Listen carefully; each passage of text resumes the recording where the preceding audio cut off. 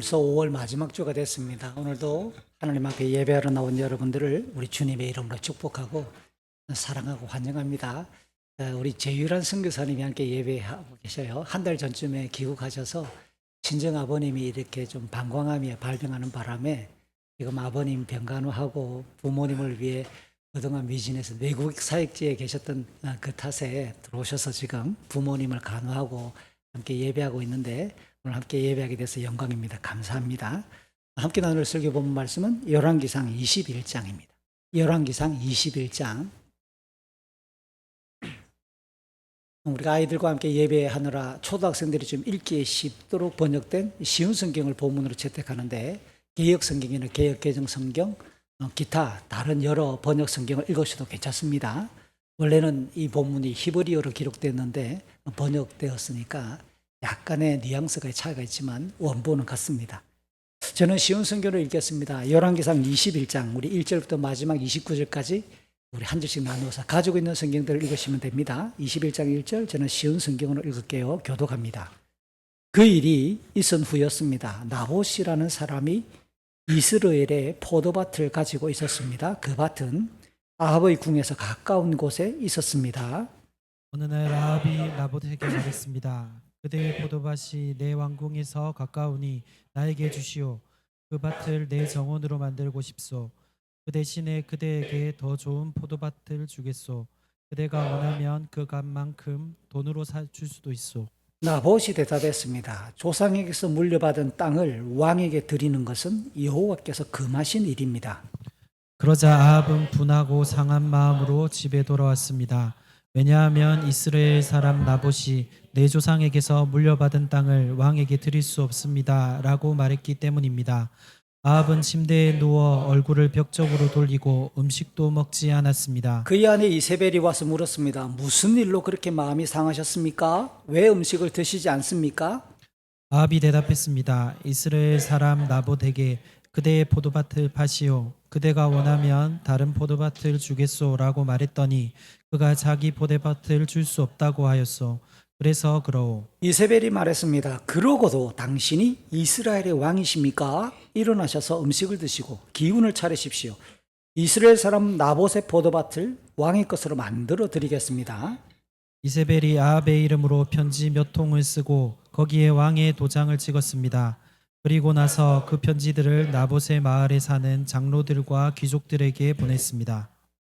이세벨은 편지에 이렇게 썼습니다. 금식일을 선포하고 백성을 불러 모으시오. 그리고 나봇을 높은 자리에 앉히고 불량배 두 사람을 나봇의 맞은편에 앉히시오. 그들더러 나봇이 하나님과 왕을 욕하는 말을 들었다고 거짓으로 말하게 하시오. 그런 다음에 나봇을 성에서 끌어내 돌로 쳐 죽이시오. 이스라엘의 장로들과 귀족들은 이세벨의 명령을 그대로 따랐습니다. 그들은 백성이 아무 음식도 먹지 않는 날을 선포하고 백성을 불러 모았습니다. 그리고 나봇을 높은 자리에 앉혔습니다. 불량배 두 사람이 들어와서 나봇의 맞은편에 앉았습니다. 그들은 나봇이 하나님과 왕을 욕하는 말을 들었다고 말했습니다. 그러자 백성이 나봇을 성 밖으로 끌고 가서 돌로 쳐 죽였습니다. 마을의 지도자들이 나봇이 돌에 맞아 죽었다는 말을 이세벨에게 전했습니다. 이세벨은 나봇이 죽었다는 말을 전해 듣고 아합에게 말했습니다. 이스라엘 사람 나봇이 죽었습니다. 가셔서 왕에게 팔기를 거절했던 그의 포도밭을 차지하십시오. 아합은 나봇이 죽었다는 말을 듣고 이스라엘 사람 나봇의 포도밭을 차지하려고 그 포도밭으로 갔습니다. 그때에 여호와께서 디셉 사람 예언자 엘리야에게 말씀하셨습니다. 너는 일어나 사마리아에서 다스리고 있는 이스라엘 왕 아합에게 가거라. 그는 나봇의 포도밭을 차지하려고 그곳으로 내려갔다. 아합에게 나의 말을 전하여라. 여호와께서 말씀하셨다. 아합아, 너는 나봇을 죽이고 그의 땅을 빼앗았다. 그러므로 걔들이 나봇의 피를 핥았던 그곳에서 내 피도 핥을 것이다. 아합이 자기를 찾아온 엘리야를 보고 말했습니다. 이 원수 내가 또 나를 찾아왔구나.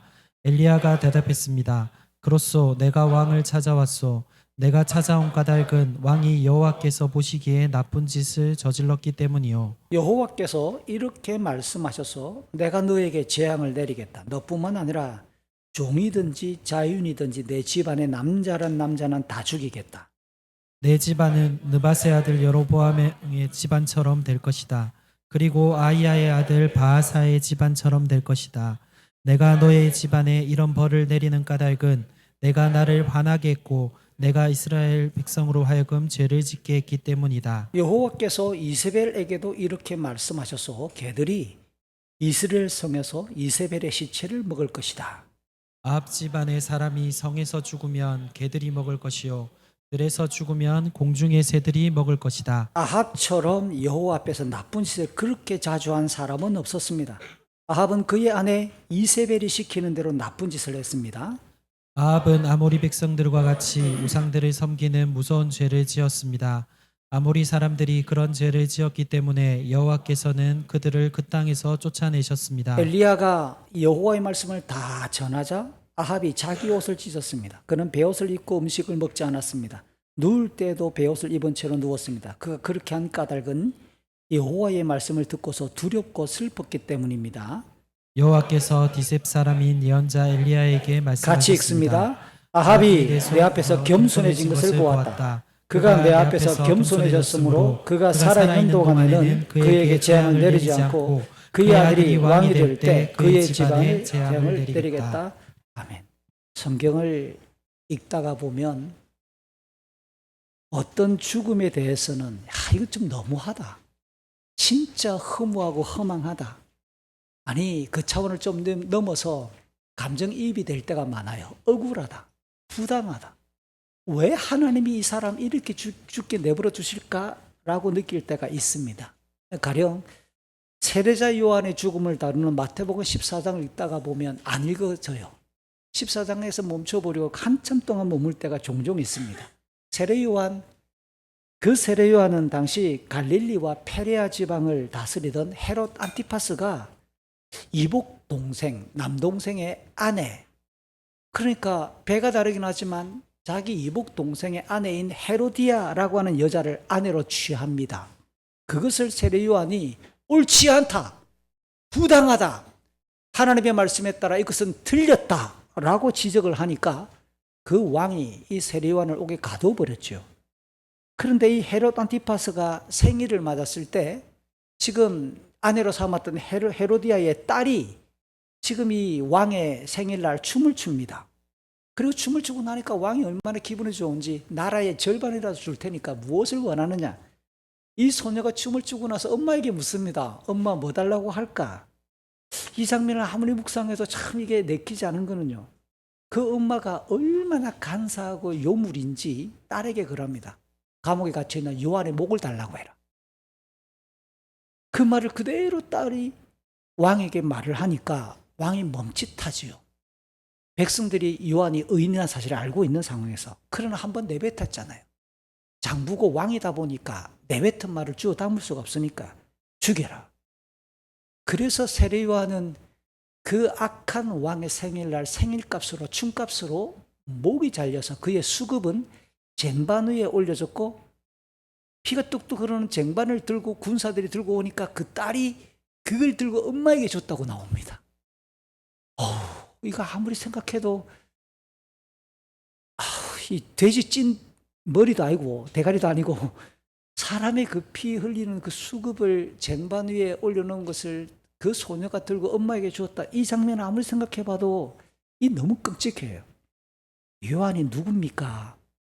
그는 유다 사회에 설교하고 물세례를 베풀면서 회개를 요청하면서 하나님을 갈망하도록 안내했던, 그리고 예수 그리스도를 역사의 무대로 초대하면서 그 예수님에게 세례를 베풀고 자기에게 주어졌던 모든 소명에 충실했던 의인 중에 의인이어서 마땅히 존경받을 만한 믿음의 사람입니다.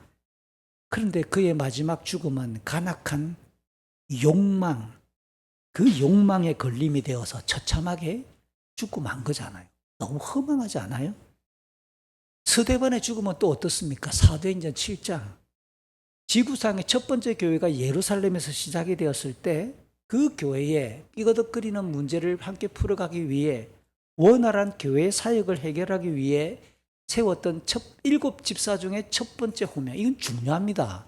7명의 예루살렘의 직분자를 세우는데 첫 번째 있다 이 말은 그 사람이 최다 득표자거나 최고로 지금 사람들에게 신임을 받는다는 뜻이에요.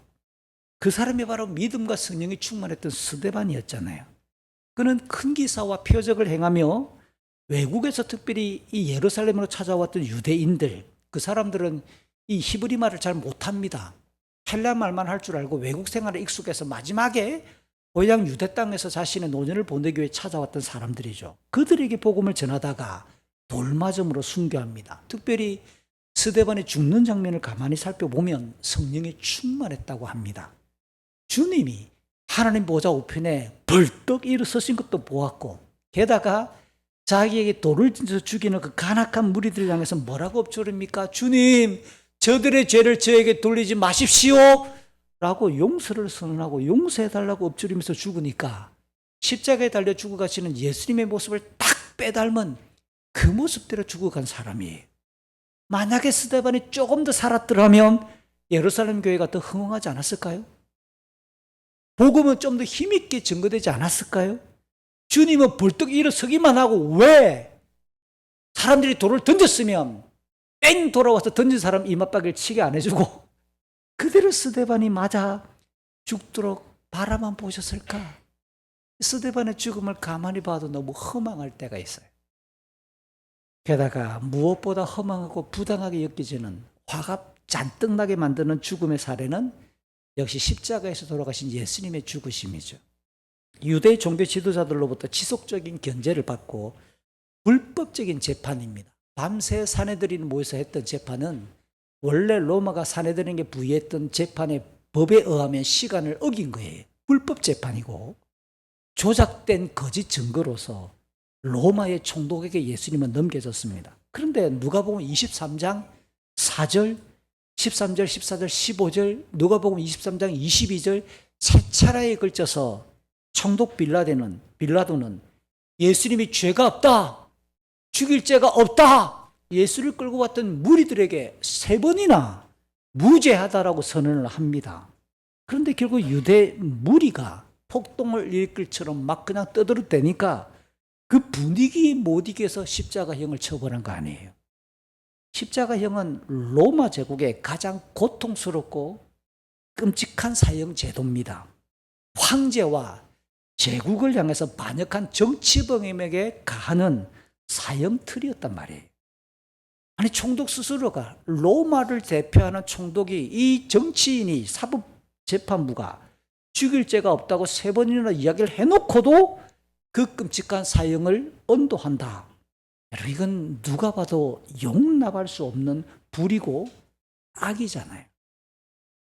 이 예수님의 죽으심은 죄가 없으신 그 예수님이 죄 아래 고통하는 인생을 구원하시기 위한 대신 죽음, 대속의 배경으로 하나님의 섭리라고 하는 용어를 빼놓고는 설명이 불가합니다. 성경은 죽음을 어떻게 이해할까요?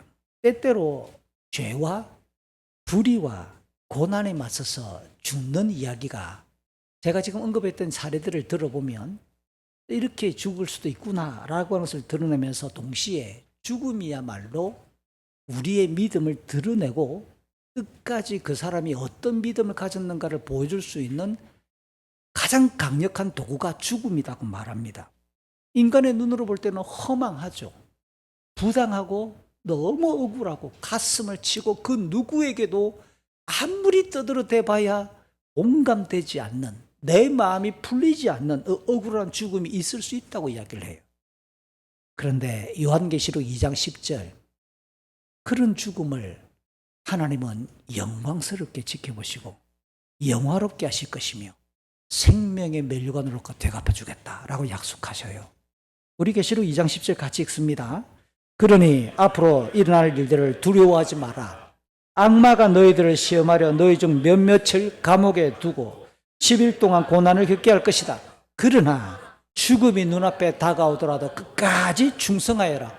그러면 생명의 면류관을 내게 줄 것이다. 사실 오늘 본문은 설교자로서 개인적으로 굉장히 소중하게 아끼는 본문 중에 하나예요. 야, 내가 이 본문을 설교하네. 야, 내가 이 본문을 이렇게 설교하네. 깜짝깜짝 놀랄 만큼 조금 스스로에게 교만스럽게 기특하다고 여기는 본문 중에 하나가 숨겨놓은 찡박아 놓았던 본문 중에 하나가 오늘 본문입니다. 제가 지금까지 이야기했던 것처럼 오늘 나봇의 죽음은 앞서 설명했던 것처럼 허망해 보이지만 영광스러운 죽음의 계보에 속하는 한 죽음이에요. 저는 오늘 이 본문을 가지고 가장 악했던 북이스라엘의 왕 아합 왕이 나봇을 죽인 이후에 하나님께서 엘리야를 보내 이 아합 왕을 심판하시는 그 내용인데요. 오늘 이 나봇의 죽음을 통해서만 드러나는 아합의 극악함, 그가 하나님께 죽음 마땅하다고 하는 이 사실이 이 나봇의 죽음과 너무 대비되는 하얀색의 나봇의 죽음이라면 새까만 색깔로 칠해줄 수 있는 아합의 죽음이 극명하게 드러나므로 아합은 죽음 마땅하다 라고 하는 것을 모두에게 공감시킬 만한 상황이 오늘 본문입니다. 저는 오늘 이 내용을 함께 나누면서 우리가 믿음을 가지고 살아가는 동안 우리가 때때로 불안감을 감추지 못할 때가 있습니다. 어떤 경우에는 해석되지 않고 해설되지 않는 당혹감을 감출 수가 없을 때가 와요. 그럴 때 나봇이 우리에게 좋은 친구가 되고 믿음의 선한 선배가 되고 이렇게 살 수도 있구나. 그러나 그것이 그냥 허망하고 허무해지는 것이 아니라 하나님의 역사를 드러내는 의의 도구였구나라는 사실로 위로받았고 꿋꿋하게 믿음의 길을 한 줄의 말씀을 붙들고 믿음으로 버텨야 한다는 것을 강조하려고 해요. 지난번에 살폈던 직전의 상황, 열왕기상 20장의 내용을 잠시 복습을 해볼까요? 앞서 문맥입니다. 하나님께서 엘리야에게 언약을 저버리고 우상 숭배를 보급했던 이 아합의 집안을 향하여 하나님은 엄중한 심판 계획을 발표합니다. 그리고 이어서 곧바로 나누었던 20장의 내용은 구체적으로 아합의 죄상을 밝히는 맥락이었지요. 북쪽에 위치했던 아람이란 나라가 두 차례에 걸쳐서 북이스라엘을 침략을 했는데 하나님은 그때마다 이 선지자를 보내어서 아합에게 승리하게 하셨습니다. 그 과정에서 아합은 하나님의 능력을 축소시키고 산신으로 둔갑시켰던 이 아람의 베나닷 왕을 하나님은 심판해서 멸절시키겠다고 선언했는데 전쟁에서 이기고 나니까 아합 왕은 자기 허영과 승리감에 도취되는 이 기만에 속아서 이 베나닷 왕을 살려주고 큰소리를 치고 그냥 거드름을 피우는 장면으로 마무리됨으로써 아합에게는 자기의 영광, 자기의 기쁨이 하나님의 이름보다 더 중요한 사람이구나 라는 것이 판명나는 내용이었어요. 하나님의 영광, 하나님의 언약은 따위 있고 자기 자존심, 자기 기분, 자기 승리감에 도취되어서 하나님이 무엇을 요구하시고 원하셨는가에 대해서는 전혀 생각하지 않는 인간 중심적인 그런 모습이기 때문에 심판을 받아 마땅하다는 것을 스스로 증명했던 상황이었어요. 그래서 본문의 1절은 그 일이 있은 후라고 하는 문장으로 시작하지요. 그러니까 앞의 내용과 오늘 21장도 주제가 이어진다는 말입니다. 다시 말해 아합이 하나님의 심판을 받아 마땅하다라고 하는 이 주제를 놓쳐버리면 19장, 20장, 21장, 22장 이 열왕기상의 마지막 부분이 그냥 재미있는 이야기로만 지나가요. 20장도 아람과의 싸움에서 그냥 이겼구나, 전쟁 이야기로만 끝나는 것처럼 보이죠. 오늘 여러분 태어나서 나봇 이야기 설교 몇 번 들어보셨어요? 별로 설교 안 하는 장면입니다. 근데 이 본문이 지금 하나님께서 북이스라엘을 통치하는 아합 왕이 어떤 죄악을 짓고 있는가에 대하여 차근차근 설명하고 심판하시겠다라고 하는 이 맥락의 줄기 안에 있는 어마어마한 소재거리란 말이에요. 본격적인 전개입니다. 이스라엘 사람 나봇에게 포도밭이 하나 있었어요. 그 포도밭이 아합의 왕궁, 원래 아합의 왕궁은 사마리아잖아요. 근데 이 아합의 왕궁이 사마리아인데 여름 동안에는 잠시 더위를 식히기 위해 이스라엘이라고 하는 곳으로 그가 이게 피서를 와가지고 여름 별궁이 이스라엘에 있었던 거예요. 이 아합의 여름 별궁과 이스라엘은 별궁과 이 나봇의 포도밭이 딱 가까이 붙어 있었던 겁니다. 중요한 게 워드 플레이입니다. 이스라엘이란 말이 너무 멋져요. 이스라엘이란 말은 하나님이 심으셨다라는 뜻이에요. 너무 좋은 말이죠. 한번 다음에 여러분, 야, 이게 자꾸만 이런 말만 해서 좀 죄송하긴 한데, 깃발 들고 후세대 교회, 우리가 전부 다 성경지리다 사람 한번 가봐야 돼요. 갈멜산 위에서 딱 돌아서서 동쪽을 바라보면 이스라엘 평야가 쫙 펼쳐지는데 그냥 감동입니다. 저기 가나 마을, 예수님이 포도주로 만들었던 가나 마을이 보이고, 그 사마리아 산이 저기 보이면서 갈릴리 산악지대가 보이고, 야, 이게 미안합니다. 제가 갔다 와서 안 갔다 온 여러분에게 말만 하니까 좀 그시기한데, 이스라엘은 지중해에 근접했던 그 갈멜산에서부터 동남쪽 방향으로 요단강까지 쭉 뻗어 있는 평원지대예요. 기슭강이 흐르고 있어가지고 수량이 풍부하죠. 제가 조금 전에 설명했던 것처럼 북쪽에는 갈릴리의 산악지대가 있고 남쪽에는 사마리아 산이 이렇게 있어서 이스라엘 사람들은 좀 재밌습니다. 우리에게 계곡은 산과 산이 가까이 붙어 있는 그 협곡을 계곡이라고 하잖아요. 근데 이스라엘 사람들은 그렇게 말하지 않고 산이 있고 그 사이가 수 킬로미터나 떨어져 있는 평야지대라 해도 계곡이라 불러요. 이게 그들의 지리적인 발상이자 용어 표현이에요. 그러니까 이스라엘을 뭐라고 부르느냐? 이스라엘 계곡, 이스라엘 골짜기. 성경을 읽다 보면 이스라엘 골짜기라는 표현이 나오는 거예요. 근데 실제는 골짜기가 아니라 김해 평야만큼이나 쫙 넓은 평원지대예요. 비옥한 곡창지대예요. 그리고 가나안 땅 중부에 좌우를 관통하는 도로를 겸하고 있어서 이스라엘 역사에서 외국의 외세의 침략과 큰 전쟁이 빈번히 벌어지는 곳도 이스라엘이었습니다. 이 이스라엘 이름 뜻이 뭐라고요? 하나님이 심으셨다. 꼭 기억해 주세요. 근데 오늘 본문의 주인공으로 등장하는 주요 인물 중에 한 사람 나봇. 나봇은 이름의 뜻이 뭐냐면 기가 막힙니다. 씨앗. 그 다음 나무에서 갓싹이 트는 싹. 씨 또는 싹이란 뜻이에요. 그러니까 이스라엘 사람 나봇을 붙여서 읽으면 무슨 뜻입니까? 하나님이 심으신 씨, 하나님이 심으시고 싹 틔우시는 싹. 굉장히 멋지죠? 너무 멋진 문장이 만들어져요. 이스라엘 사람 나봇. 이것은 암시적이고 굉장히 멋지면서 뭔가 이야기를 풀어가는 기가 막힌 어떤 용어가 만들어지고 있는 겁니다. 그런데 2절 아합이 왕궁 가까이 있는 바로 그 나봇의 포도원을 자기에게 주어서 정원, 이 정원이라고 하는 단어는 채소밭으로도 번역이 가능해요. 개역 성경에는 채소밭 이렇게 나오죠. 정원 또는 채소밭으로 번역이 둘 다 가능합니다. 정원을 삼게 하면 이 아합이 나봇에게 제안을 합니다. 보상해 주겠다. 더 아름다운 포도밭을 대체해 주겠다. 대토를 해 주겠다. 아니면 네가 원하면 실물 가격으로 충분히 보상해 주겠다. 그게 2억이면 내가 5억 줄게. 이런 식으로 아합이 제안을 한 겁니다. 그러니까 아합 입장에서는 왕인데 그냥 백성의 땅을 강제로 그냥 꿀꺽 삼키는 게 아니라 합리적으로 제안을 하는 거죠.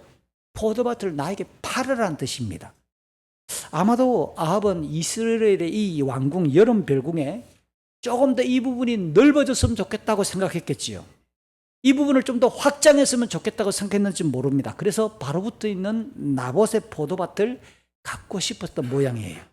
그렇지만 3절 이 나봇의 기가 막힌 고백입니다. 나봇이 뭐라고 말합니까? 조상으로부터 물려받은 땅인데 그것을 매매하는 것은 여호와께서 금하신 일입니다. 한 줄 딱 말합니다. 여호와께서 금하신 일입니다. 여러분, 이게 여호와께서 왜 금하셨는지 어디에 금했는지 앞뒤 문맥에는 안 나와요. 이게 어디에 나올까요? 율법에 나와요. 레위기 25장 23절부터 28절. 하나님께서 일찍이 모세에게 그럽니다. 가나안 땅에 들어가면, 가나안 땅에 들어가지도 않았어요. 가나안 땅에 들어가 너희가 땅을 차지하게 되면 가나안 땅의 그 토지는 모두 하나님의 소유, 내 거야. 그러니까 너희들은 분배받은 땅을 매매하지 말라라고 규정한 게 레위기 25장입니다. 만약에 누군가가 가나안 땅을 살아가다 너무 가난해서 만약에 저당 잡혀서 팔았다. 그러면 빨리 형제나 다른 친척들이 그 땅을 사주라, 값을 주고 되사주라. 기업 무르기 규정까지 덧붙입니다. 여러분, 그러니까 이스라엘 사람들에게 가나안 땅은 그냥 생존과 생활을 위한 복지의 땅이 아니에요. 하나님 나라가 이루어져가는 지상적인 모형이면서 하나님과 이스라엘이 언약 관계를 형성하고 있는 것이 계속 그 언약이 실행되고 있는 땅이면서 구원 역사가 펼쳐지고 있는 신령한 공간이고, 장차 예수 그리스도가 이 땅에 그리스도가 이 땅에 오시기로 예비되어 있는 그 땅이란 말이에요. 자, 그래서 그 땅을 매매한다라는 것은 경제적인 가치 때문에 하나님과의 관계를 끊어버리겠다는 뜻입니다. 하나님과의 언약에 내가 불충실하고 언약 따위 말아먹겠다는 뜻이에요. 눈 한번 깜지 뭐. 내가 눈 한번 감아버리면, 내 신앙적인 양심 눈 한번 감아버리면 몇 억이 들어오는데 뭐. 이거란 말이에요. 그러니까 그 땅을 매매한다, 돈 때문에. 불신앙적 선언에 해당하는 거예요. 자, 그러면 1절, 2절, 3절을 쭉 읽었는데요. 아합이 제안한 것과 나봇의 거절에 담겨있는 영적인 의미를 다시 한번 정리해보죠. 우선 아합은 어떤 세계관을 가지고 있느냐면 철저히 물질 중심적 그리고 경제적 가치를 최우선으로 여기는 세계를 가진 사람이에요. 그에게 나봇의 포도원은 단순히 정원이나 채소밭으로 용도 변경이 가능한 땅이에요. 그래서 그 가치에 상응하거나 조금 더 나은 보상을 해주면 충분히 매입할 수 있는 뭐에 불과하죠? 부동산에 불과한 거예요. 하나님의 언약, 하나님 나라, 그리스도가 오실 신앙의 땅, 이런 거 전혀 없다고요. 그냥 부동산이에요. 게다가 그 포도원에 필요한 이유가 아합 입장에서 뭘까요? 하나님 앞에 예배하기 위해서 교회당을 지으려고? 그런 거 안 보이잖아요. 백성들을 위해서 왕이니까 선정을 베풀 목적으로 뭔가를 위한 이런 거 없어 보입니다. 철저히 자기가 그냥 쉬고 놀만한 공간 확장을 위한 이기적인 사람에 불과해요.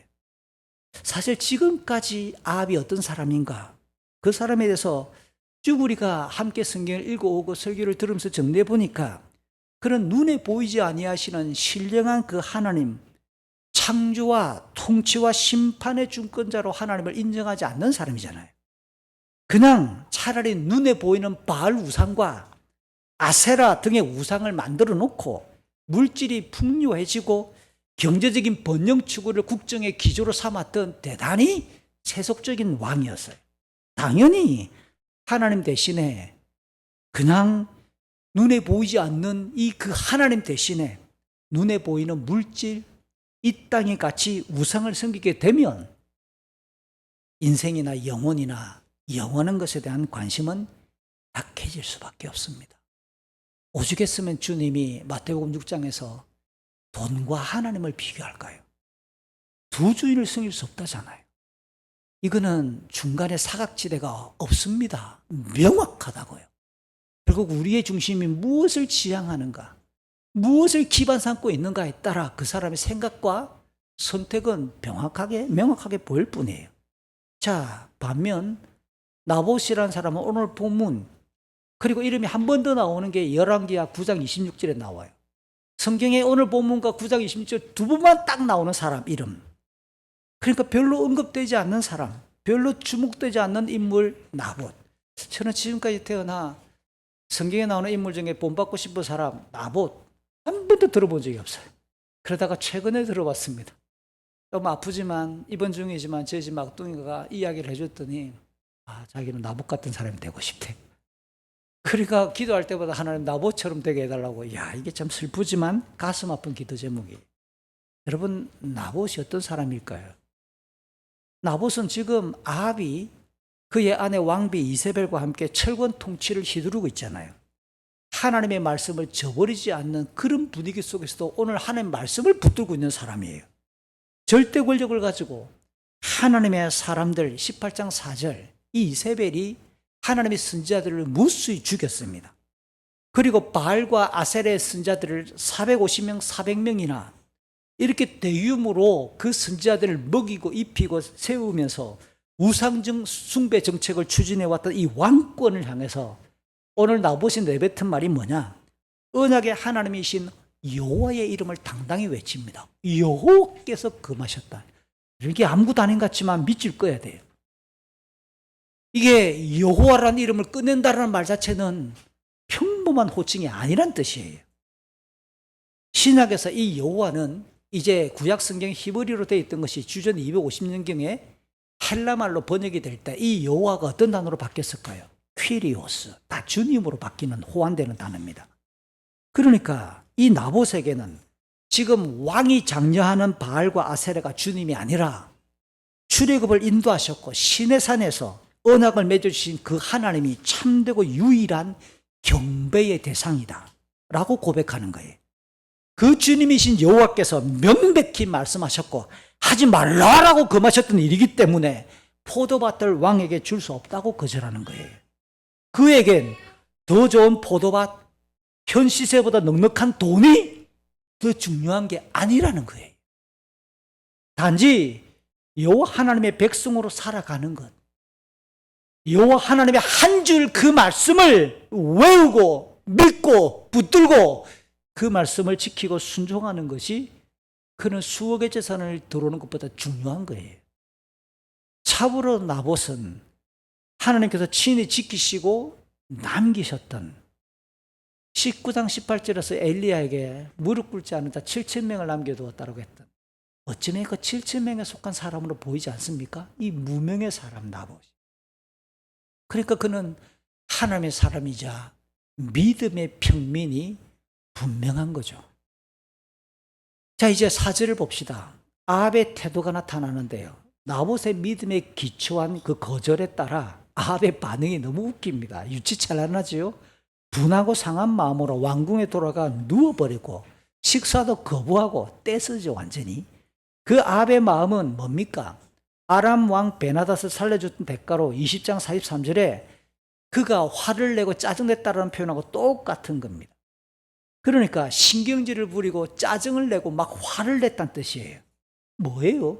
자기의 물질적인 목표가 좌절된 것에, 자기의 요구가 반영되지 않는 것에 자기가 자존심 상하겠죠. 백성이 그러니까. 얼마나 이것 때문에 떼를 쓰고 있는 모습이, 제가 제목을 붙였습니다. 영적 과잉 행동 장애 수준인 거예요. 참 무서운 말인데요. 교회 안에 이런 신자들이 많습니다. 5, 6절에서 그 상황을 묻는 왕비 이세벨에게 뭐라고 대답하느냐? 아합이 대답하는 말을 분석해 보세요. 5절. 나봇이 밝힌 신앙적인 이유는 말하지 않아요. 자기 입장에서 해설하죠. 뭐라고 해석하느냐? 포도원 주지 않는단다. 포도원 안 판단다. 그 말 때문에 화가 났다라고 지금 아합이 아내에게 말합니다.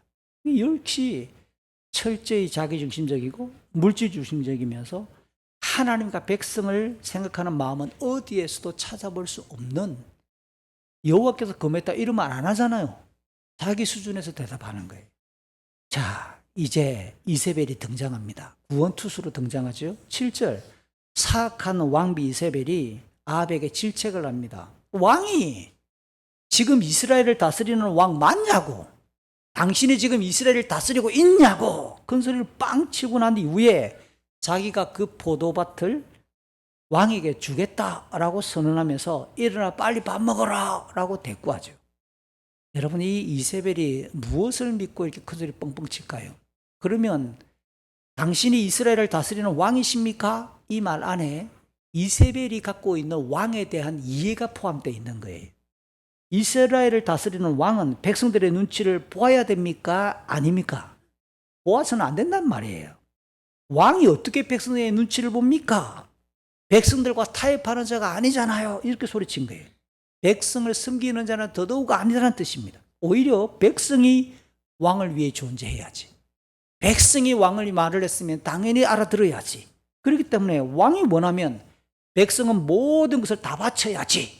이게 이세벨이 갖고 있는 왕에 대한 관점이고 백성과의 관계를 설명하는 뜻입니다. 그런데 아합은 왜 포도원을 차지하지 못해 식사하지 않을 만큼 지금 무기력하냐고 야단치잖아요, 남편. 이러한 이세벨의 세계관은 왕에 관한 율법의 규정 신명기 17장 18절 이하의 내용을 철저히 무시합니다. 이스라엘의 왕은 그 율법에 의하면 하나님의 말씀을 가까이에 두어서 그 교훈에 따라 하나님을 경외하고 백성들을 형제로 여기는 섬김의 리더십을 가르쳐요. 이세벨 역시 하나님을 두려워하지 않기 때문에 백성들을 향한 긍휼도 사랑도 없지요. 그래서 친정 시돈의 아버지 왕처럼 자기가 권력을 이용해 나봇에게서 포도원을 빼앗아 주겠다라고 선언하고 있는 겁니다. 그녀는 이렇게 남편에게 말만 할 뿐만 아니라 8절, 9절, 10절에서 드디어 행동으로 옮깁니다. 어떻게 하느냐? 남편 왕의 이름 아합의 이름으로 나봇이 사는 마을의 장로와 귀족들에게 편지를 씁니다. 편지는 자기가 쓰고 왕의 남편의 이름으로 편지를 쓴 거죠. 그리고 금식을 선포해서 그 편지 내용에 보니까 금식을 선포하고 나봇을 고위 관료, 높은 자리에 앉히라는 겁니다. 그리고 마을에서 제일 못되고 불량한 사람 2사람을 세워서 나봇이 하나님과 왕을 저주했다고 공개적으로 거짓으로 증언하게 만들고, 백성들이 그 말을 듣자마자 나봇을 끌고 나가서 돌로 쳐 죽이라 라고 지시하는 이런 것을 살인교서, 사람을 죽이라고 지시하는 편지를 보낸 거예요. 여러분, 조금 전에 살폈던 이 이세벨의 세계관대로 그녀의 전략은 정말 사악하고 폭력적이죠. 일단 어떻게 포도원을 뺏어 주겠느냐? 나봇을 죽여버리겠다는 겁니다. 나봇을 죽여서 그의 포도밭을 빼앗겠다는 생각이죠. 그럼 이건 2절과 3절 아합이 처음에 나봇에게 제안했던 것하고 비교해 보세요. 아합은 보상하겠다고 제안했던 것과 비교할 때 이 그녀는 더 못됐고 더 악하지요. 권력을 이용해서 땅을 빼앗으려고 백성의 목숨을 파리 목숨처럼 여기고 있는 겁니다. 게다가 이 악한 일을 위해 마을의 지도자들을 끌어들입니다. 자기 손에는 피 한 방울 묻히지 않고 나봇을 죽여버리겠다는 거잖아요. 이세벨은 왕의 규례, 신명기 17장에 나왔던 그 왕의 규례에 대해서는 무시하면서도 왜 2사람을 세우랄까요? 불량배. 율법에 나오거든요. 민수기 35장, 신명기 17장, 19장에 보면 사람을 죽일 때는 2사람 이상의 증인이 필요하다고 말하는 거예요. 그렇게 이세벨은 율법을 알았을 가능성이 있는 거예요. 게다가 하나님과 왕을 저주하고, 하나님을 저주하면 돌로 쳐 죽여야 된다라고 하는 레위기 24장의 내용도 이세벨은 알고 있다는 뜻이에요. 그러니까 더 소름 끼치는 거예요. 아니, 율법을 모르는 여자가 아니네. 율법을 알고 그 율법대로 나봇을 죽이라고 지금 거짓말을 꾸며대는 거 아니에요. 그러니까 하나님의 말씀을 모르는 게 아니라 자기가 지금 진행하려고 하는 악랄한 행동의 근거로 하나님의 말씀을 교묘하게 이용하고 있다는 거예요. 개인적 유익과 만족을 위해 살인, 땅을 빼앗는 그 일에 하나님과 하나님의 말씀을 악용하는 대표적인 죄악이지요. 하나님을 두려워하지 않으니까 자기 합리화를 내세워서 이렇게 현상들은 언제나 반복되고 있는 겁니다. 자, 그래서 11절부터 14절을 보니까 실상 이세벨이 지시했지만 아합의 이름으로 도착한 편지에 따라 마을의 지도자들이 움직입니다. 나봇을 돌로 쳐 죽이고 그 결과를 이세벨에게 통보했다라는 거예요. 여러분, 이런 영적인 흑암과 타락의 시대에 순결한 믿음, 한 줄의 말씀을 붙들고 살았던 사람, 하나님의 사람 나봇이 이렇게 허망하게 죽었어요. 그는 자기가 의도하지 않았는데 갑자기 고위직에 올랐다가 거짓 증언에 의해 사형 판결을 받아 죽는 거잖아요. 가슴 쓰라리고 아픈 역사가 아닐 수 없습니다. 기껏해야 아합의 왕궁 확장 욕망, 이세벨의 악한 권력 이해에 따라 그렇게 처참하게 죽고 말았던 사람. 심히 마음이 아픈 것은 오늘 본문 말고 나봇의 이름이 한 번 더 나온다고 그랬죠. 열왕기하 9장 26절에 의하면 나봇의 아들들까지 같이 이세벨이 죽이는 거예요. 오늘 본문에는 그 아들을 죽였단 말이 없는데 열왕기하 9장 26절에는 나봇의 아들들까지 이세벨이 죽였다고 나오는 겁니다. 왜요? 상속자가 아무도 없어야 그 포도밭을 빼앗을 수 있으니까. 진짜 치밀하고 간악한 여자가 아닐 수가 없습니다. 그것까지 이세벨은 계산을 다 해놓은 거예요.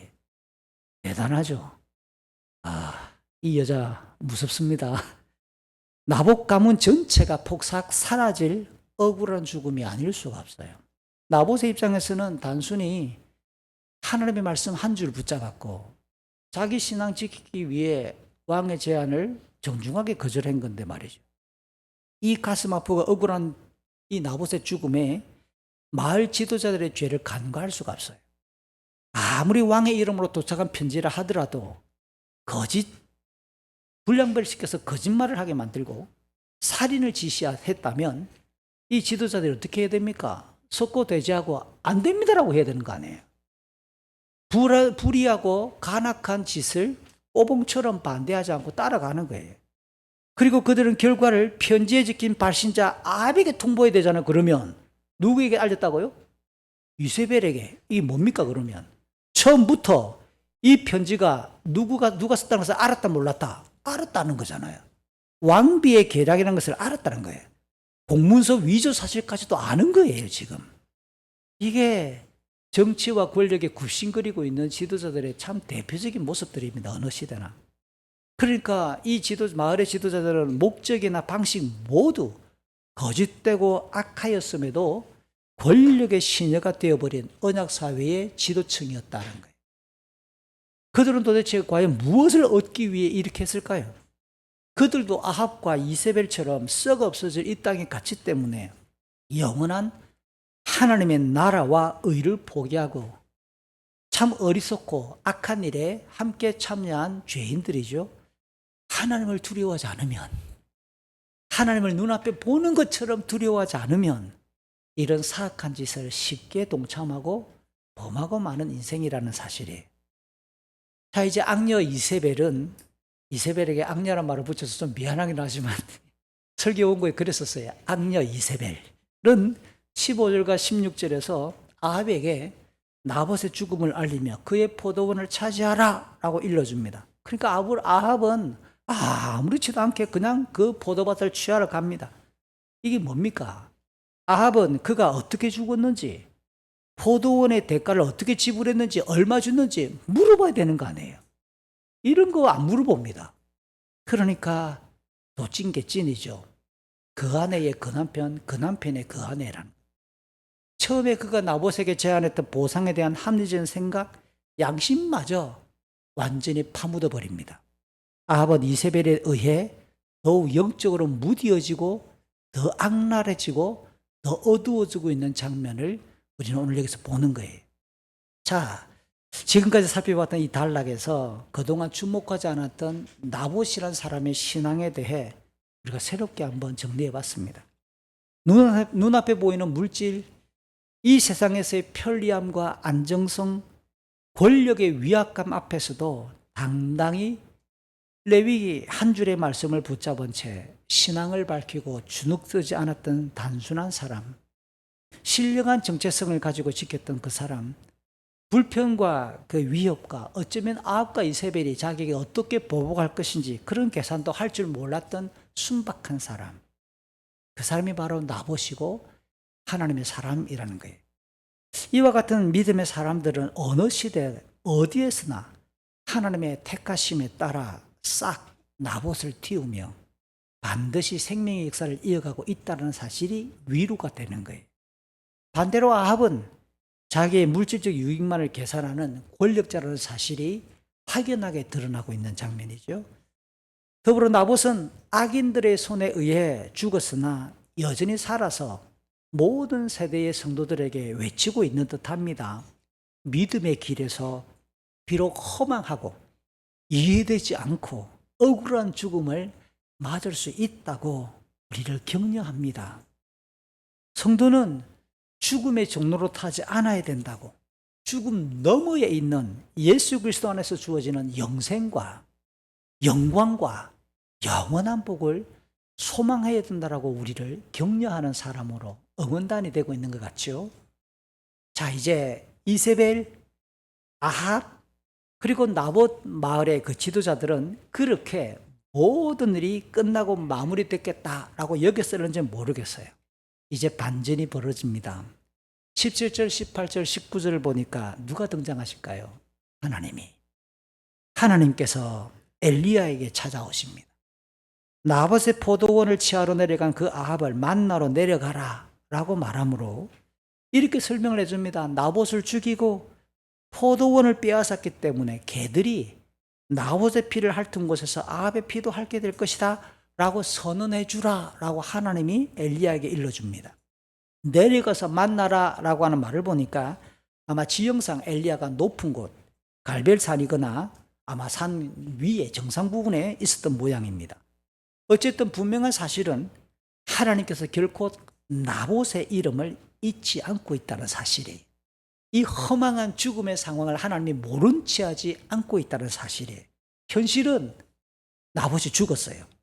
왕이 포도원을 지금 취하려 하지만 하나님께서는 뭐라고 말하는 나봇의 포도원을 그가 취하려고 한다.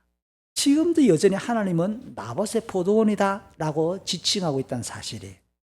나봇의 이름을 아합의 시대에 영적 불꽃을 피우면서 그렇게 말씀 사역을 하고 선지 사역을 감당하던 엘리야에게도 나봇이라는 사람을 알려주고 있는 거예요.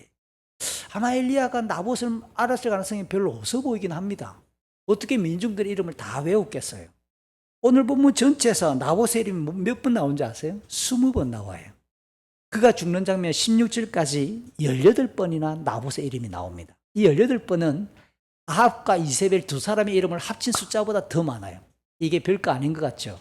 하나님의 말씀이 기록된 성경에 이렇게 나봇의 이름이 계속 반복적으로 기록되고 있다. 어떤 느낌이 드십니까? 아합의 타락한 시대에 이스라엘 사람 나봇, 하나님께서 심으신 씨, 하나님께서 틔우시고 심으시는 싹이란 뜻의 이스라엘 사람 나봇이란 문장만 5번 등 오늘 본문에 나옵니다. 거룩하게 성경이 기록하고 있는 거예요. 이같이 하나님을 믿었던 자의 그 이름은 세상이 기억해 주지 않아도 반드시 하나님의 생명책에 기록된다는 사실 또한 우리에게 감동입니다. 우리는 세상이 기억해 주는 이름, 사람들이 박수 쳐주는 그 이름, 그게 아니라 오히려 세상이 우리를 기억해 주지도 않고 짓밟을지라도, 그러니까 너무 세상의 칭찬에 목을 매기 시작하면 우리의 경건은 무너질 수밖에 없다는 사실도 오늘 떠올릴 필요가 있죠. 하나님이 기억하시는 이름, 저는 좀 더 나아가 동일한 믿음과 소명의 길을 걷는 지체들, 곧 교회와 신앙 공동체가 그 사람 이름을 떠올릴 때 어떻게 기억해 주기를 바라는지, 저는 이게 우리의 평가의 척도가 된다고 생각해요. 하나님이 우리를 어떻게 기억해 줄지, 함께 신앙 공동체를 이루고 있는 다른 사람들이 볼 때 나를 어떻게 기억해 줄지, 여러분 이게 중요한 기준이 되어야 된다는 뜻이에요. 동시에 하나님의 공의로우심은 결코 무력하거나 태만하지 않으셔요. 나봇이 허망하게 죽었던 바로 그곳에서 아합도 들어 누울 것을 분명히 선언하셨기에 우리가 이 땅에서 겪는 억울함, 답답함, 부당하다고 느껴지는 고통들, 하나님의 공의로우심에 믿음으로 맡겨드릴 수 있었으면 참 좋겠습니다. 그래서 우리가 믿음으로 또 한 걸음 뚜벅뚜벅 내딛고 하나님의 부르심의 그 길을 우리는 계속 걸어가야 될 용기를 갖게 되는 거예요. 그래서 엘리야가 20절부터 24절에서 아합을 만나 하나님의 공의로우심이 담긴 판결을 전달합니다. 그런데 먼저 아합이 엘리야를 딱 보자마자 개역 성경은 대적자여, 쉬운 성경이 번역을 잘했어요. 원수야 라고 이렇게 부릅니다. 여러분 이 호칭은 아합이 이전에 엘리야의 예언으로 3년간 비와 이슬이 그쳤을 때 18장 17절 몇 년 만에 만났을 때 이 아합이 엘리야 보고 이스라엘을 괴롭게 하는 자여 라고 표현한 거하고 거의 내용이 같은 거죠. 그러다가 갈멜산의 영적 대결 후에 열왕기상 18장 이후에는 어느 정도 이 아합 왕이 엘리야의 말을 따랐습니다. 그러다가 오늘 본문에 다시 자기의 일을 참견하고 피곤하게 할 목적으로 찾아왔음을 직감하니까, 우리끼리 말로 성령이 그의 양심을 톡 한 방 찌르고 나니까 그가 원수야, 또 나를 괴롭히려고 한 차단이 원수야, 이 양심이 살아났기 때문에 엘리야를 알아보는 거 아니에요. 엘리야는 그가 뭐라고 부르든지 아랑곳하지 않고 아합이 여호와 보시기에 악을 행했다라는 그 말로서 20절 판결을 시작하죠. 21절 22절 판결의 내용입니다. 여호와 하나님께서 아합의 집안을 거름뜸이 치우듯, 이게 굉장히 용어가 아주 이게 점잖게 된 겁니다. 거름더미를 다른 말로 뭘로 바꿀까요? 똥덩어리, 쓰레기, 음식 쓰레기 더미. 여러분 집 앞에 누가 똥을 싸놓고 갔어요, 개가. 그것도 하나가 아니라 한 부대를 싸놓고 갔다 칩시다. 어떻게 하시겠어요? 빨리 불러야지. 여보! 치우라고. 그래야 될 거 아니에요. 그죠? 빨리 치워야지. 거름더미를 치우듯이 하나님이 너희 집안을 똥덩어리 치우듯이 치우겠다는 거예요. 완전히 썰어버리시는데 모든 남자는 진멸하시겠다고 선언합니다. 이는 여로보암과 바하사의 집안에게 이미 시행하셨던 14장과 16장에서 나왔던 판결하고 똑같은 내용의 반복입니다. 왜냐하면 여로보암은 북이스라엘의 초대 왕이었고 바하사는 첫 번째 반역을 일으켰던 왕으로서 둘 다 백성들에게 우상 숭배를 장려하는, 전혀 여호와 하나님을 두려워하지 않았던 왕이었죠. 아합도 그렇게 하나님의 언약이나 하나님을 두려워하지 않는 제목이고 우상 숭배를 장려했던 제목이기 때문에 그렇게 쓸어버리시겠다라는 하나님의 진노입니다. 그리고 23절 24절 개들이 이스라엘 성읍에서 이세벨을 먹을 것이고 아합의 사람들이 율법의 말씀 신명기 28장 26절에 기록된 것처럼 성읍에서 죽으면 개들이 먹고 들판에서 죽으면 새들이 와서 그의 시체를 먹을 것이다 라고 선언하므로 이 아합과 이세벨의 죽음이 언약에 대한 불충성 때문에 하나님은 그 언약대로 저주하시고 심판하신다라는 걸로 판결하시는 거예요. 특별히 25절과 26절을 보십시오. 아합이 이전의 모든 사람과 비교할 때 더욱 악을 행했다. 이 한 줄의 평가가 너무 무섭잖아요. 개역 성경은 이세벨 아내 이세벨의 충동을 따랐다. 오늘 시온 성경은 풀어놨습니다. 이세벨이 시키는 대로 그는 더 악해졌다. 아내가 시키는 대로 했기 때문에 더 악해졌다라고 하는 것을 덧붙입니다. 언약의 백성이 하나님을 경외하고 하나님의 말씀에 순종하여 하나님 나라를 건설하는 걸음이어야 하지만 오히려 가난한 사람처럼 우상에게 복종하고 가증스러운 그 악을 저지름으로써 하나님 나라를 방해하였음을 지적합니다. 앞에서 이세벨이 나봇을 죽이고 포도밭을 취하는 과정에서 여실히 드러났잖아요. 그녀는 남편이 아합 왕을 더욱 패역하게 안내합니다. 악의 악을 하나님의 말씀과 하나님의 이름을 범죄하는 것의 도구로 사용하도록 부추깁니다. 그리고 원래 배우자는 창세기 2장 18절에 창조 세계를 섬기는 소명을 격려하기 위한 돕는 배필로 하나님의 아내를 창조하셨는데 그것을 망각하는 범죄자이죠. 여기서 한 줄을 끄면 지난 5월 20일이 부부의 날로 지켰잖아요. 경건한 배우자, 남편이나 아내는 우리의 가정에 나의 배우자가 하나님 앞에 바로 서도록 믿음과 소명에 대해 더욱 성실한 걸음을 걸어가도록 사실은 설득하고 격려하고 오늘 아합의 표현이 참 안 좋긴 하지만 금식하며 기도하면서 격려해야 될 사람이 믿음의 배우자가 해야 될 역할이라는 거예요. 기억할 사항은 인생과 우주의 창조주이신 그 하나님은 반드시 심판을 실행하시는 주권자라는 사실을 꼭 기억해 주십시오.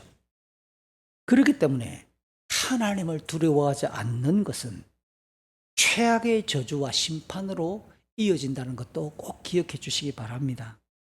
하나님을 경외하지 않을 때 믿음의 길을 온전히 걸어갈 수가 없는 것은 오늘 본문이 가르치는 중요한 교훈이죠. 한편 본문의 마지막 단락을 보면 좀 의아합니다. 27절, 28절, 29절을 보니까 하나님의 진노와 심판의 판결을 엘리야로부터 들었던 이 아합이 지금까지 보여주지 않았던 특별한 모습을 보여주니까 이게 뭐지? 싶을 만큼 깜짝 놀랄 만한 장면이에요. 그 아합이 엘리야의 이야기를 듣자마자 옷을 찢어버리고 굵은 베옷으로 바꾸어 입고 금식을 하고 덜어 누웠습니다. 이번에는 때를 쓰기 때문이 아니라 하나님의 심판 소식을 듣고 나서 두려워하고 슬퍼했기 때문이다라고 27절을 붙입니다. 딱 구약 성경이 전형적으로 우리에게 보여주는 회개의 외적인 모습이잖아요. 여러분 이 모습을 우리는 아합의 이런 행동을 어떻게 이해해야 될까요? 이럴 때 다른 성경이나 성경 전반이 가르치는 회개의 참된 모습을 가지고 와서 오늘 본문을 이렇게 뒤져봐야 되겠죠. 마태복음 7장에서 예수님의 말씀이 굉장히 중요한 기준이 됩니다. 예수님이 뭐라고 말씀하시죠? 하나님의 뜻대로 행하는 자만이 천국에 합당하다. 그 하나님의 뜻대로 행하는 것은 평소의 열매, 평소의 생활, 평소의 삶을 통해 하나님의 뜻이 과연 그 사람에게 충만한가 안 한가 드러날 수 있다고 가르쳤습니다. 그리고 마태복음 7장 예수님의 말씀입니다. 하나님의 뜻하고 전혀 상관없는 신앙의 외적인 모습들, 은사를 나타낼 수 있고 기적을 행할 수 있고 귀신을 쫓을 수 있고 온갖 사역들과 기적들을 행할 수도 있다. 하나님 뜻이 아님에도 불구하고 라고 하는 말씀을 예수님이 덧붙였습니다. 만약에 아합이 오늘 이 27절에서 진심으로 회개했다면 이전까지 그가 지었던 모든 죄악을 어떻게 해야 되죠? 심각하게 토해내야 돼요. 이후에 그가 경건을 위해 몸부림을 치면서 정말 뼈를 깎는 듯한 하나님 앞에 회개하는 변화된 새로운 모습이 나타나야 되겠죠. 그렇지만 다음 부조 봅시다. 22장에서 그는 변함이 없습니다. 여전하고 아람과의 3차 전쟁이 벌어지는데요. 아람의 군사가 우연히 쏜 화살에 맞아 죽어버립니다. 그러니까 오늘 이 본문은 참된 회개의 장면이 아닙니다. 껍데기는 회개하는 척 보이지만 이것을 따라 해볼까요? 유사회개. 이게 우리끼리 말로 짝퉁 회개라는 거 아니에요. 유사 제품에 주의하십시오. 유사회개라고 신학은 설명을 하는 장면입니다. 조금 더 마태복음 13장 씨 뿌리는 비유를 한번 더 여러분 비유해 봅시다. 예수님이 씨 뿌리는 비유를 이야기하는데 돌밭, 가시떨기에 떨어진 씨는 분명히 싹이 납니다. 어느 정도 자랍니다. 그러나 열매를 맺습니까? 못 맺습니까? 열매를 맺지 못해요. 여러분이 이 씨 뿌리는 비유는 예수님이 하나님 나라의 복음에 대하여 다양한 반응들을 소개하는 거예요. 기쁨으로 교회 생활할 수도 있고요. 굉장히 오랜 기간 동안 신앙 기간을 지속할 수도 있지만 참된 믿음이 아닌가 맞는가 그건 결국 뭐예요? 열매로 나타난다잖아요. 하나님 나라의 열매가 그에게 나타나느냐 안 하느냐, 그의 삶과 그의 행동에서 하나님을 향한 그 믿음이 참된 믿음이 있느냐 없느냐 행동으로 드러난다잖아요. 결정적일 때 행동으로 드러나는 거예요. 히브리서 6장 4절 5절 6절에서도 비침을 받고 영광 가운데 삶을 살다가 넘어지는 자에 대한 이야기가 나옵니다. 그러니까 우리가 우리 자신을 가르쳐서 바울이 고린도후서에서 10장에서 말하는 것처럼 우리 자신이 믿음에 서 있는가 심각하게 도전하고 시험해 보라고 이야기하잖아요. 날마다 믿음이 참된 믿음이 있는 자는 겸비할 수밖에 없어요. 적절한 상황에서 스톱할 줄 알아요. 어느 상황에서 절제할 줄 알고요. 어느 상황에서 법과 질서를 존중할 줄 알아요. 그때 끝까지 간다? 믿음이 없는 거예요. 오늘 이 아합의 모습을 통해 굉장히 중요한 교훈이 우리에게 나타납니다. 이런 믿음을 가리켜 역시 유사 믿음, 일시적 믿음이다 라고 교회는 설명을 합니다. 놀랍게도 그 다음 마지막 이 28절 29절 읽다 보니까 하나님께서는 이 아합의 유사회개, 일시적 믿음으로 보이는 이렇게 드러나 보이는 그 겸비함에도 하나님이 긍휼을 베푸셔요.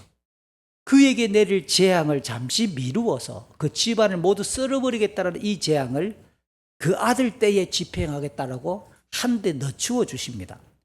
하나님의 긍휼과 인자하심은 오래 참으시면서 기다려 주시는 심판의 유보, 미루어 주심도 포함되는 거예요. 그렇다고 착각해서는 안 될 게 심판을 없애는 게 아닙니다. 아합과 이세벨의 죄악을 아무렇지도 않게 하나님이 그냥 지나치거나 덮어주시는 게 아니라 공의로서 심판하시겠다는 거예요. 이게 구약과 신약의 차이입니다. 많은 분들이 제게 질문해 올 때가 있습니다. 왜 구약에는, 왜 신약의 어떤 상황에서는 하나님이 주님이 곧바로 나타나서 응징해 버리는데 왜 오늘 교회 시대에는 하나님이 응징하지 않을까요? 그렇게 왜 찾아와서 심판하지 않을까요? 하나님의 인내하심 때문에. 회개하기를 기다리시는 하나님의 베풀으시는 불쌍히 계심 때문에 진멸하지 않죠. 그와 똑같은 논리를 적용하면 살아있을 사람이 누가 있어요? 무서운 겁니다. 나에게, 우리에게 심판이 지금 없다고 해서 우리가 잘 산다고 착각하면 큰일 나는 거예요. 우리는 고개를 숙여서 날마다 그 거룩하신 하나님 앞에 주일마다 예배당에 올 때마다 하나님 앞에 우리는 엄중히 하나님의 그 경외감을 가지고 이 땅에 들어올 때, 이곳에 들어올 때 하나님이 우리를 향하여 얼굴빛을 드러내시는 거예요. 근데 제가 부모로서 마지막 28절 29절을 읽어보면 웃음이 나와요. 아니 자기 때에 하나님이 진행하는 거하고 미루어서 아들 때에 하나님이 집안을 썰어버리겠다. 이게 진짜 아합 입장에서 복인가 저주인가? 그렇죠? 부모된 자들은 느낌이 옵니다. 차라리 내 자녀가 아니라 내가 그 고통과 내가 매를 맞는 게 차라리 낫지 않을까? 차라리 그럴 것 같은데 하나님께서는 이렇게 아합의 대를 넘어서 그 아들 때의 집안을 쓸어버리는 끔찍한 재앙을 내리겠다라고 하나님이 그렇게 내리셔요. 오늘 본문을 함께 살펴드렸습니다. 아합과 이세벨로 대표되는 타락하고 사악한 세속적인 그 권력 힘에 맞서 하나님의 말씀을 참 담백하게 순전하게 따랐던 사람, 그 결과가 허망하게 죽어버렸던 죽음으로 되돌아온 성도 나봇을 우리는 집중할 필요가 있지요. 그러면서 세상에 기억해 주지 않을지라도 하나님께서는 참된 믿음의 사람을 반드시 기억하신다는 것을 오늘 우리는 기억을 해야 합니다. 엘리야에게 이 나봇은 어떻게 각인될까요? 엘리야가 아합과 맞서서 지쳤고 제풀에 꺾였고 자기 열정에 그냥 지쳐 쓰러졌을 때 이제 앞으로 하나님께서 됐다 그만해라 할 때까지 남은 기간 동안 이 엘리야에게 나봇은 중요한 또 하나의 동력자처럼 그의 죽음이 각인되지 않았을까요? 나봇을 새롭게 기억하면서 자기에게 주어진 소명을 충실하게 감당했을 사람 엘리야에게도 나봇은 큰 힘이 되었을 거예요. 믿음의 길에서 하나님이 무심하다고 느껴질 때가 있습니다. 왜 하나님 나한테 찾아오시지 않고 능력 주시지 않아요? 하나님 왜 나한테만 무기력하신가요? 라고 여겨질 때가 있어요. 그렇다고 하나님을 제한하거나 우리 개인의 감정과 생각의 틀에 하나님을 가두려고 하지 맙시다. 우리 개인의 인생의 보좌에서 스스로 내려와 주님의 표현을 하면 자기 부정이죠. 자기를 내려놓아야 돼. 하나님을 높이는 것이 바른 경건이잖아요.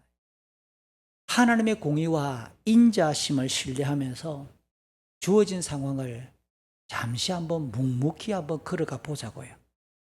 시편 116편은 참 중요한 성경 구절을 품고 있는 시편인데요. 116편 15절 우리 같이 한번 읽어볼까요? 주의 거룩한 자들이 죽는 것을 여호와는 귀중하게 보십니다.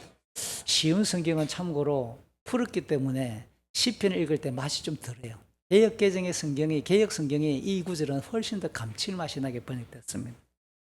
주의 존귀한 자들을 주 하나님께서는 귀중하게 보십니다. 하나님을 거룩하게 여기는 사람, 하나님의 이름을 중중하게 여기는 그 사람의 그 죽음을 여호와께서 귀중하게 보신다라는 거예요. 하나님을 신앙하고 거룩함을 힘쓰다가 죽은 성도를 하나님은 절대로 내팽개치지 않겠다는 겁니다. 이 땅에서는 나봇이 허망하게 죽고 그 아들까지 다 죽고 집안이 멸망하는 것처럼 보여도 이 땅은 100년에 불과해요. 하나님의 시간은 영원이에요. 100년과 영원을 바꾸시겠습니까? 자녀들까지 200년입니다. 손자들까지 300년입니다. 300년과 영원을 바꾸시겠어요? 그 300년은 태평양 물에 한 방울 있을 방울도 안 될 만한 시간 분량인데 이유컨대 영원하신 그 하나님 앞에 영원한 존귀함과 영광을 기억할 필요가 있지요. 시편 119편을 마저 읽습니다. 하나님의 의로움은 영원하시고요. 그분의 말씀은 진리이기 때문에 다양한 어려움이 있습니다. 걱정 속에서도 우리는 말씀 안에서 기쁨, 소망을 품을 수 있다고 119편은 우리에게 가르쳐요. 시편 119편 142절, 143절, 147절 우리 연이어 같이 한번 읽어볼까요? 주의 의로움은 영원하며 주의 법은 진리입니다. 어려움과 걱정이 내게 있지만 주의 명령들이 나의 기쁨이 됩니다. 내가 새벽 이전에 일어나 도움을 요청하며 울부짖습니다. 나는 나의 소망을 주의 말씀에 두었습니다. 아멘. 말씀을 마칩니다. 오늘 설교를 들으시고 여러분에게 기독교 신앙이란 뭐냐 묻는다면 뭐라고 여러분의 논술에 답하시겠어요? 제가 내린 정리입니다. 영원하신 하나님이 공의롭게 모든 인생을 심판하신다는 것을 신뢰하면서 그 하나님의 말씀을 인생의 등불 삼는 삶, 때로는 부당하고 애매한 고난이 절벽처럼 우리 앞에 맞았을 때에도 스스로 원수가 풀려 보복하지 않으려 힘쓰고 하나님께 맡기면서 그 말씀을 묵상할 때 영원한 생명과 영광 안에서 평안할 수 있다고 가르치는 것이 성경이 가르치는 경건이죠. 혹시 여러분은 여러분의 신앙을 어떻게 다른 사람들에게 보여줍니까? 한 2주 전에 책을 하나 사서 한 450쪽 되는 초대교회사 책인데요. 열심히 읽고 있어요. 초대교회가 312년 콘스탄티누스가 왕이 되기 전까지 300년 동안 박해 속에서 어떻게 그렇게 놀랍도록 성장했는가라고 하는 책이에요. 놀라운 거는 그 300년 동안 어떤 교부의 책에 설교에 마태복음 28장이나 사도행 1장 8절을 언급하며 전도하러 나가라 라고 하는 전도나 선교의 외침이 단 한 번도 없대요. 전도하라고 강조하지 않았는데 어떻게 초대교회가 그렇게 폭발적으로 성장했을까? 모든 자료와 글을 다 뒤져가지고 쓴 책인데 한마디로 말합니다. 행동이 그 사람의 믿음을 증명했다. 로마 제국의 사람들은 교인들의 말이 아니라 행동을 보고 감동하면서 교회를 알아보고 찾아오기 시작했다는 거예요. 똑같은 말이죠.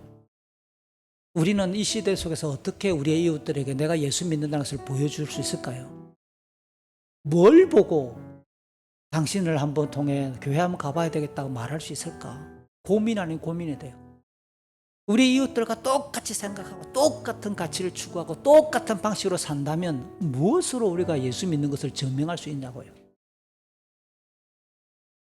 오늘 나봇을 떠올립니다. 참 이렇게 죽어도 되나? 무책임한가? 그 아들까지 다 죽게 만들고 우리의 사고방식에는 어쩌면 무책임하게 느껴질 수도 있잖아요. 그러면 하나님도 무책임합니까? 우리의 생각을 잠시 정리하며 하나님이 어떤 분이신지 오늘 저는 설교를 통해 나봇을 여러분에게 추천하고 소개했습니다. 우리 이 시대에 자기가 주인 노릇하려고 하는 이 포스트 모던 세계 속에서 하나님이 주인이시고 하나님의 말씀이 인생의 진리고 등불이라는 것을 여전히 우리는 고집하며 걸어가는 사람들이잖아요. 하나님 믿음을 더해 주십시오. 우리에게 경건의 능력을 더해 주십시오. 지난 한 주간도 지난 한 달 동안도 우리의 삶 속에서 하나님 말씀 앞에 부끄러웠던 모습들을 주님 용서해 주십시오. 성찬식을 앞두고 참여하는 기도까지 함께 했으면 좋겠어요. 이 시간 같이 말씀과 성찬식을 앞두고 함께 같이 기도하겠습니다. 아버지 하나님 고맙습니다. 우리의 걸음을 돌아봅니다. 바로 감동 없는 시대에 참 무감각한 시대에 하나님의 말씀을 형식적으로 듣고 지나가는 이 시대에 오늘 나봇을 떠올립니다. 아버지 하나님, 하나님의 말씀이 경제적 가치보다 더 중요했고 자기의 믿음이 조상적으로 내려왔던 그 땅이 하나님의 말씀에 금했다는 그 한 가지 이유 때문에 왕의 제안을 거절할 수 있었던 사람, 하나님 우리에게 믿음이 무엇인지 묻습니다. 우리는 어떻게 살아야 될 것인지 나봇이 우리를 격려합니다. 사랑하는 아버지 하나님, 우리의 심령과 우리의 삶에서 그와 같은 말씀과 그와 같은 믿음이 풍겨나게 도와주시고 예수의 향기가 우리에게 풍겨나가도록 도와주시옵소서. 여전히 우리는 고집스럽고 여전히 우리는 탐욕스럽고 여전히 우리는 음란하며 여전히 우리는 도적 같은 삶을 삽니다. 여전히 우리의 욕망이 더 중요하고 나의 모든 현실이 더 중요하게 여겨지는 이 시대 속에서 아버지 하나님을 우리를 돌아봅니다.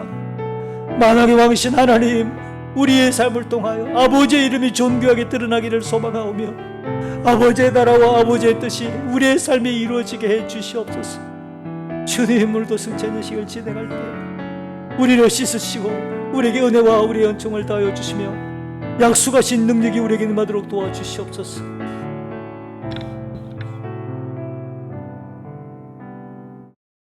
존귀하신 아버지 하나님,